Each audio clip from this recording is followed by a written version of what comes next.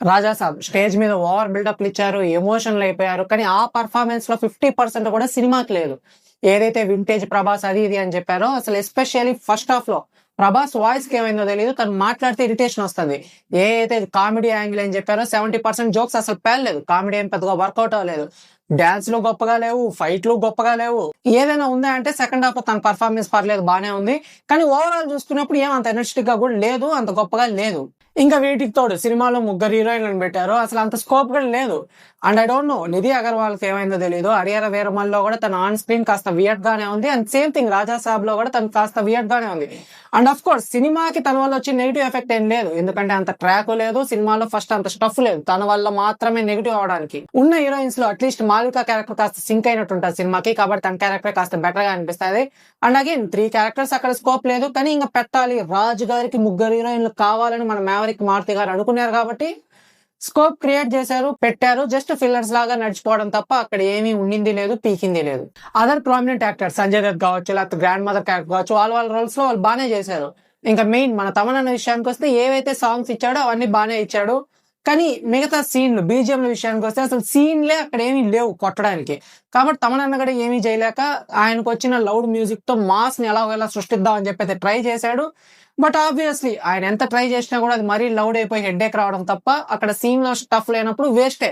కాబట్టి తన డ్యూటీ తను చేశాడు, కానీ సినిమాల విషయం లేనప్పుడు ఎంత చేసినా వేస్టే.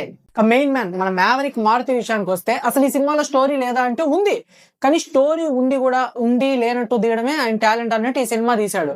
పోనీ వింటేజ్ ప్రభాస్ అని చెప్పారు, పోనీ ప్రాపర్ ఇంట్రో అయినా ఉందా, లేదు. టైటిల్ కార్డ్ ఏమో అంత బాగా డిజైన్ చేసుకున్నారు, ఇంట్రో ఏమో ర్యాండమ్ గా వస్తాడు, ర్యాండమ్ గా పాట వేస్తారు, అయిపోయింది అదే ఇంట్రో.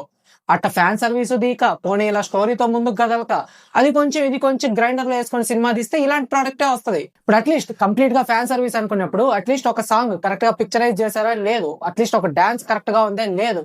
పోనీ ఒక ఫైట్ కరెక్ట్ గా సెటప్ తో మంచి ఎలివేషన్ గా ఉంది, అది కూడా లేదు. అసలు మెయిన్ గా ఫస్ట్ హాఫ్ విషయానికి వస్తే one of the worst first half.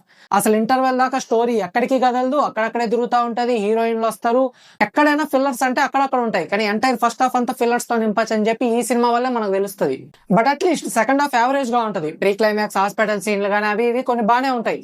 కానీ క్లైమాక్స్ విషయానికి వచ్చేటప్పటికి ఆల్రెడీ 3 గంటలు మనం సాగుకొట్టాం జనాలు అని చెప్పి ఎండ్ చేసేయాలని చెప్పి దుర్గమ్మ అది ఇది అని చెప్పేసి ఎండ్ చేసేద్దాం అని చెప్పి ట్రై చేస్తారు. అది కూడా వర్కౌట్ కాదు, ఎందుకంటే అప్పటిదాకా లాజిక్లు అయ్యి మాట్లాడేవాడు ఒక్కసారిగా మ్యాజిక్ క్రియేట్ చేద్దామని ట్రై చేస్తాడు.